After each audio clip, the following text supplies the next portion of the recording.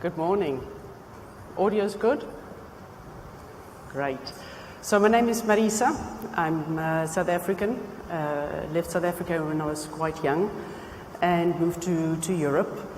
I am working for a company that's headquartered in Johannesburg. We have a global reach, but we predominantly focus on Africa and the Middle East. And we have the largest Pan-African network today. So as we speak through the topic of Africa's trending transformation, I'll bring a little bit of CMC in and try to explain to you what we all can do for you. So on the talking points of today, we're going to speak about Africa today, its potential, the influence of ICT, cloud adoption, the challenges we face in Africa, and the relationship of Africa with Asia-Pac and the rest of the world. Sound good? Okay. So we are going to jump straight through to Africa and the size of Africa. I think many of you have seen this map coming up here, and the size of Africa today between China, Europe, and the US combined, right? Africa is larger than that. Africa is roughly larger by 1.8 times of Russia, 3 times of Canada. It has about 54 countries recognized by the UN. And it has a population of 1.2 billion, so about 15% of the world's population, right? We're at about 7.7 billion today. It's the number of languages spoken in Africa is between 1,500 and 2,000. I mean, it's not, you speak of Africa, you don't really realize you all speak of independent countries, right? Everybody with their own political and regulatory environment. So a very challenging market, but everybody overestimates how difficult it is to do business, and actually it's really not. So now we understand the size of Africa, and we're going to speak a little bit about the potential of Africa, right? So about 8 years ago, the economy was growing, but then the different economies in Africa took a split, right? And you have mostly, and the influence of that really is from the oil exporters in the Arab Spring countries. There was a decline in the Arab Spring countries, and that was, they carry about 3/5 of the African GDP. So it heavily impacted the growth that went down from 5.4 to 3.3%. In another slide, we will show you how the GDP growth has been coming back up in the most recent years. Today in Africa, there is about a spend of $4 trillion, right? And that's going to go up by 2025 to 5.6 trillion between consumer and B2B. So that's a massive amount of spend, and everybody's thinking like, right, how do you get to that spend in a continent like Africa, right? So you flip through to this chart, and you can see that the growth rate of the population in Africa is substantial. There will be by, let's say the IMF is projecting that by 2025, one of the largest continents will have the population will come from Africa, right? There's a growth rate that's exponential, and it's going to surpass China and India, and it's going to have the youngest population globally, right? So typically between 18 and 24 years, that is where the largest growth rate is going to come from. And when you have such a young population and the tremendous expansion of urbanization, these youngsters here, they want to spend money, right? So that's where that trillion spike of spend is going to come from. It's from this youngest population that's urbanizing in Africa. So as we move through this, you also see the fertility rate is coming up compared to a very slow and aging rest of the world population. Does that make sense? Yeah. So now looking at we saw the size of Africa, we saw where there is potential in the growth of Africa, and we know why now. We know that's because of the young population, the urbanization, that the youngsters would like to spend money, right? And this is also very attractive for foreign direct investment. If you look over the past 2 years, from 2018 and 2017, the US remains the largest foreign direct investor in Africa by far, right? There's always a controversy around, is it the US, is it China? Well, it still does remain the US, right? France, Germany, and the UK have really provided a lot of FDI and projects into Africa. Intra-region has declined amongst the African countries themselves. And then you take a look at Asia-Pac, that's declined significantly, but that largely comes in from China itself, right? They've decreased by 18%. Now, there is controversy around this as well, because many say, well, it should be a higher figure from China, but there is reason to believe not all the transactions have been documented and have been made publicly visible, right? So that number of 13% could be skewed. Nevertheless, projection coming up for 2018 was 3.4% growth FDI. So slowly, the continent of Africa is making a comeback to a positive growth rate. So we've just spoken a little bit about Asia-Pac and the decline in foreign direct investment, right? Nevertheless, the tremendous business transactions and collaboration between the Chinese government and Africa remains second to none, right? They have already surpassed 200 billion investment in 2013 already, right? The relationship between the African governments and the Chinese president is incredibly strong.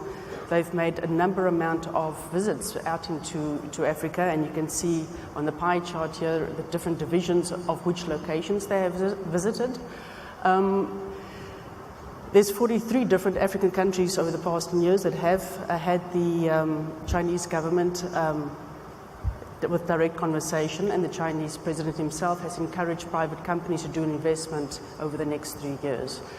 In Nigeria, for example, in the banks, you do not have to convert the Chinese yen into dollar into Nigerian currency. It's a direct transaction from Nigerian currency into the Chinese currency. That's how easy it is to work with the Chinese, let's say with the Chinese population. In fact, when you arrive in Lusaka, in one of the local airports in Africa, you see, welcome to Lusaka, you have the billboard of Coca-Cola, and right next to it, you have a nice billboard of the Bank of China right there. So it's very, very visible, right? In fact, China has also invested 1 billion directly into telecommunications and into broadcasting into Africa just over the past 2 years. Now, of course, you have the expectations from the Chinese government as well, what they expect back from Africa, and those are out there on the right-hand side. There's a significant amount of natural resources in Africa, which of course would be to the benefit to many, not just to China as well. But they have done a great amount of infrastructure build-out in roads and highways. There is a concern again from the IMF and the World Bank on debt distress, but that's another topic. The fact is there's a tremendous amount of growth and input into the African continent. So we've seen now the potential, we've seen the foreign direct investment, we've seen there's a big focus from the other continents and the other governments. And we also see ICT, right? The size of Africa remains very, very challenging. You don't have the infrastructures that way we have in North America or in Europe. So large population is still unconnected, and satellite VSAT remains a dominant and predominant technology for connectivity. However, recently there are about 400 million internet users, which is the second largest population of internet users globally, which is massive, right? And you see the mobile penetration, this is growing at an exponential rate. In some parts of Africa, you don't have streaming water, but you can stream a video. So the complete, it's just so far apart. Yet they are very, very well in trend with the ICT, the status of ICT in the different continents. It's very, very comparable in Africa as well. If you look at the industrial revolution that everybody speaks of in Africa, you have the tremendous leapfrogging that has taken place in Africa. In some parts of sub-Saharan geographies, it takes about 2 years just to get a fixed landline. To get a mobile phone takes a couple of days, right? So that is just, landline has gone out the window, nobody focuses on that. It's all about mobile phone and internet. So that's the beauty of the African population. They don't have to abide to any norms, and they don't have to go to any standards. They just go with what is needed. So if you see what they've all done and what they've all achieved, if you look at Rwanda, you have really bumpy roads, some areas you can't even drive by car, yet they've got drones, and the drones allows them to deliver blood and medication to a population that you can't even reach for medical doctors, right?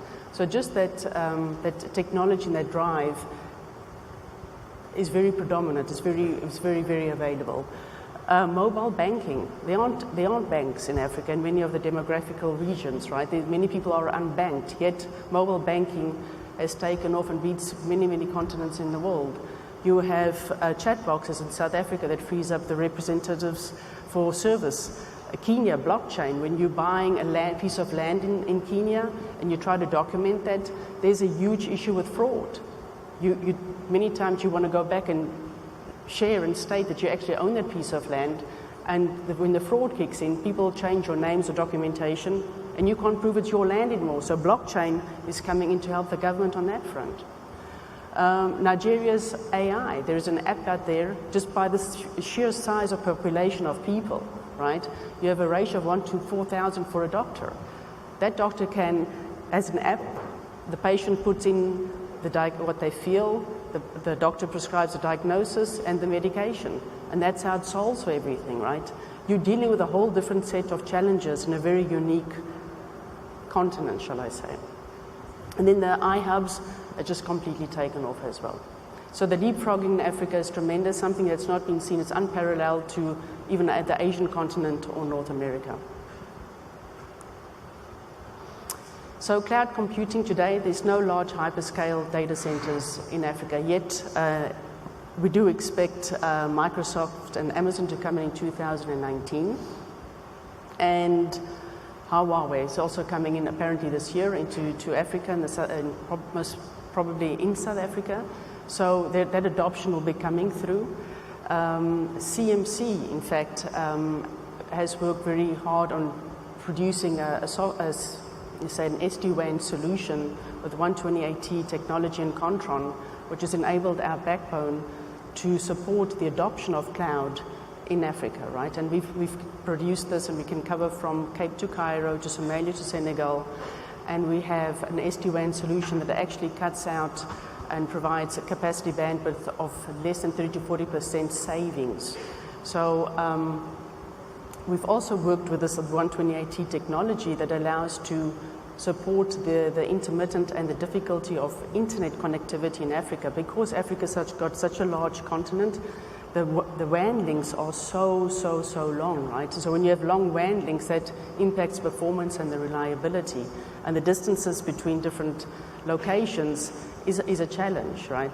So the SD-WAN solution that we brought forward is certainly helping for the cloud adoption out there in Africa. If we just take a couple of examples, it has the opportunity of leapfrogging is also there with cloud. However, like I said before, that the public cloud hasn't really come out there yet, but the private cloud is there, and there has been some analysis been performed over the past 5 years where cloud adoption has increased by 50%, and the three most predominant countries are Kenya, Nigeria, and South Africa, right? I did a polling on this with the medium to large enterprises, and they found that speed to market scalability is the most important reasons for cloud on the continent for these main countries. And the budget has really increased. Kenya has focused predominantly from their government perspective on increasing the budgets for cloud computing. All right. So now you have cloud that's coming in, not as quickly as in the other continents. However, you have a huge problem out there in Africa, and that is with the grid, with power, with electricity, right? 37% of the population is not connected to electricity. So here comes another opportunity for the African population, and that is to leapfrog the grid, the electricity, and goes directly to solar panels. There is many examples that I've also gone through and read that some people on the farms or very remote areas have one single solar panel, right, instead of electricity. And these people go, they connect onto the solar panel that charges their mobile phone for mobile banking. It gives them all the connectivity they need for internet, and they don't require electricity. So the solar panels is something that can come in very strongly, and is really required also for data centers, because data centers are going to be heavily impacted by the lack of grid and electricity. And if you look on the map on the right-hand side, you can really see where the connectivity is really, where there's a struggle for electricity coverage, rather, shall I say. Okay, so there's the growth, there's innovation, there's the want from the African population to really drive the ICT trends and to adopt them. Yet there's also a lot of challenges in Africa, right? And that is because of the scale and the size of the population that's growing so quickly. There's a lot of famine, there's a lot of sicknesses. So the insecurity also from the terrorist attacks, from whatever you may be facing over there, there's not the reliability of the security. There's poor governance, there's a lot of unemployment, right? Corruption, as I said, and then the population growth is just exploding over there. So there's a lot of challenges, but there's a lot of unique wins out there as well. So we're looking real quick on the undersea cables. I'll press the right button, there you go. So this is today. As you can see, the subsea cables have come really a long way, and typically the life of a subsea cable is 25 years, between 15 and 25 years. And you can just see that with ACE and WACS coming up as well into Africa, the connectivity between the African continent has phenomenally grown, right? However, as the subsea cables come end of life, there will be the question of whether there will be an increase in pricing, whether there will be more drive for dry cabling on the continent of Africa. So there is the question of how will they replenish the subsea cables that are actually complete and full? Will they increase them? The utilization question does remain. Okay. So just speaking and closing up on the future of ICT in Africa, you know, there is a lot of investment, foreign direct investment. There's a lot of focus, a lot of different projects, the IABs coming in from external continents. However, as people fund the African continent, there's a lot of revenue and money that's also being taken out, right? So there is the question of how does the business stay? How do we attract and retain the business in Africa? And the biggest question is amongst a lot of the leaders in the African governance is to drive skill sets, is to drive cybersecurity, and to improve on existing policy and legal frameworks to ensure that the African people themselves are well skilled, set up, and can pivot to ensure that the ICT trends coming through, that they can keep the revenue and the business within the country. And that's the only way that the digitalization can help and make a growing and a positive growth on the African continent. I think that's it from my side. So I hope you enjoyed the conference, and if there is anything we can do to speak to you about CMC networks, I'll be happy to engage with you after the session. Thank you.